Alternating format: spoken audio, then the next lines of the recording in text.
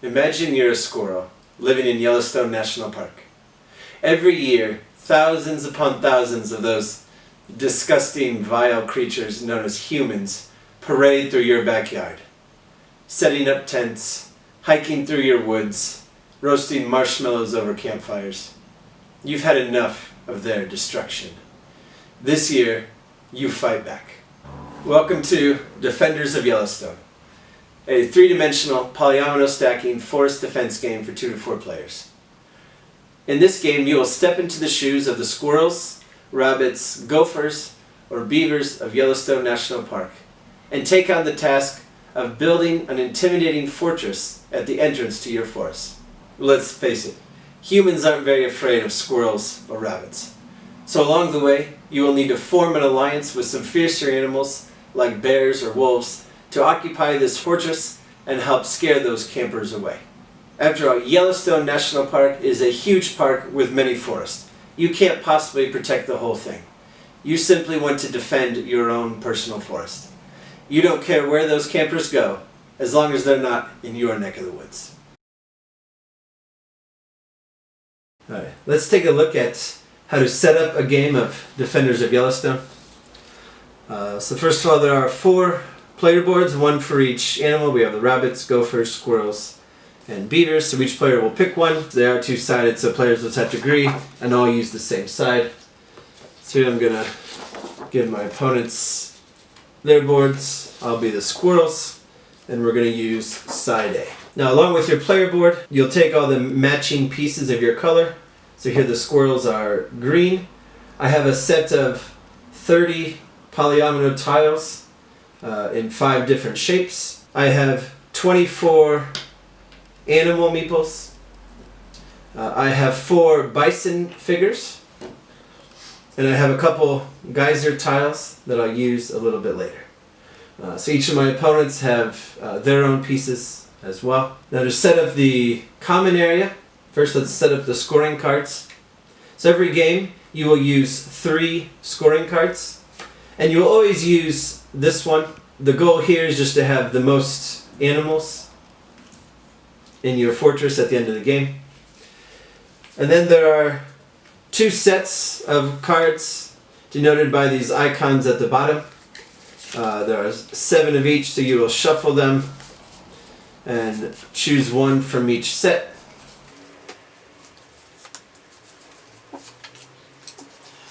So we have 3 scoring cards. Next we take these camper cards and shuffle them. And we're going to place 1 under each scoring card so that the number of values that's visible is the same as the number of players. So we're setting up a 3-player game here, so we need to make sure there are 3 values visible. Now here we have our ally cards. These have the fiercer animals, are foxes, bears, rams, wolves, elk, and cougars. So we'll shuffle these up, and we'll deal out 1 more than the number of players. So in this case we'll have 4 of those. And so there's our common area setup. Each player has 3 scoring meeples denoted by the dot. So we'll place these here by the scoring cards just to use at the end of the game. Next we take these tile cards. They have pictures of these tiles on them along with some symbols that I'll explain in a little bit. But there are 24 cards. You shuffle them and deal them out equally to all players. So in a 3-player game, each player will get 8 cards. And the players keep these face down for now. And then the final step for setup is taking these geyser tiles. Each player has 2, so I'm going to put 1 in the player board on the player to my right, and another one in the player board for the player to my left. I can put these wherever I want. So looking at the scoring cards for this game, this card, the goal is to get a lot of animals towards the sides of your fortress. So maybe I'm going to take these tiles and stick them towards the side to make it harder for my opponents to do that. Alright, so now they will do the same thing.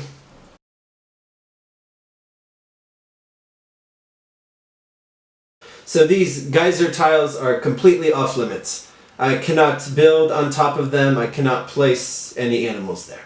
Use whatever method you like to determine the first player, and you're all set.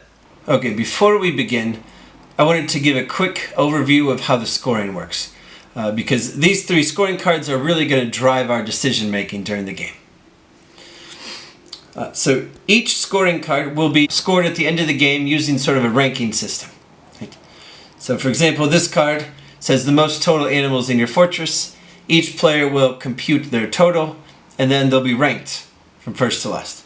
So for example, if the purple player had 22 animals, the green player had 18, and the orange player had 17, well, the purple player claims the lowest number, and then the green, and then the orange.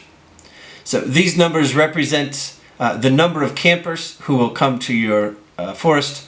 So obviously the lower numbers are better, and whoever has the lowest total from the 3 cards at the end of the game is the winner. At the beginning of the game, each player will draw 2 cards from their own personal deck. And now we're ready to begin. Each turn consists of 3 phases: the building phase, the animal phase, and the refresh phase. In the building phase, the active player simply chooses one of their 2 cards in hand to discard, and then every player simultaneously will take a tile matching the shape shown and place it in their fortress.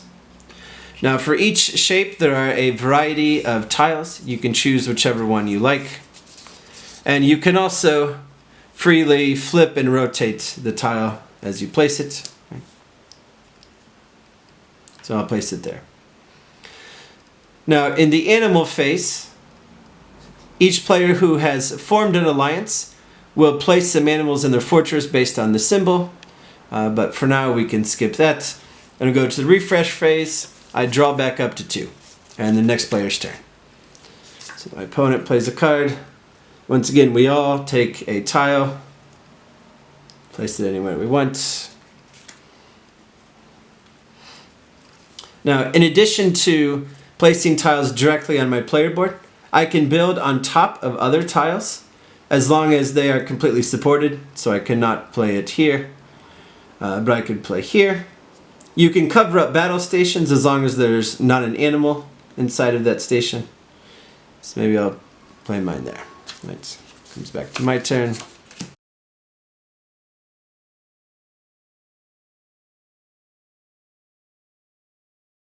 Alright, here's a card with a bison symbol. So after I place my tile, whether or not I've formed an alliance, all players will take a bison figure and place it in their fortress. Now, the bison are the undisputed kings of Yellowstone Park, so they do not form an alliance with any individual animal, but rather they are there to help all of the animals, whether they want their help or not. So I can place this anywhere in my fortress where it takes up 2 spots. They have to be on the same level. At least one of them has to be a battle station. Okay. Now, at some point, I will decide that I'm ready to form an alliance and start placing animals in my fortress. Now, the timing of this decision is actually a crucial part of Defenders of Yellowstone. Each potential ally has a different rate of recruitment based on the time of day. So the wolves come out in packs of 3, but you won't be able to recruit during the heat of the afternoon. The elk are the most numerous mammal in Yellowstone, so you can recruit them much faster, but it's less predictable. Right, well, for my example here, I'm going to go ahead and take the elk and form an alliance with them. Now, once I've done that, I can never undo the alliance or change it. So I'm allied with the elk for the rest of the game. Right. And from now on, every time a card is played for anyone's turn, I must perform the recruitment phase, or the animal phase, where I recruit a number of animals based on this symbol. So here for the sun I have to do 1. Right, the next opponent goes. Place that here. For knights I have 2. Alright, now if a card has 2 symbols, each player can independently choose which symbol they want it to be. So here maybe I'll choose the green symbol to get 5 animals. But here, as I'm trying to place this tile, you might find that you don't have room to place it anywhere. You can simply choose to not place the tile if you want to, although you will lose out on any battle stations. Alternatively, you have these single square tiles that are not represented in the deck. You can simply use them whenever you like, for example, to build up your fortress a bit so your current tile will be fully supported. But no matter what, you must do the recruitment. In this case, I'll put 5 more animals in battle stations. Now, if I ever run out of battle stations, then the rest of my animals would desert my fortress and be placed in the deserter section of my player board. These represent essentially a wasted opportunity. I can never get them back. But in this case, I still have room. And now we will continue like this until the end game condition is met. The game continues normally until each player has a single card remaining. However, each player also has the option during any player's refresh phase to pass. Now, if you pass, you are out of the game. You will no longer place any tiles or animals in your fortress. So you might pass if, like me, you've used all your animals. There's no reason to keep going. You may also pass for a strategic reasons, because if you pass, not only are you done, but your opponents don't benefit from you playing cards on your turn.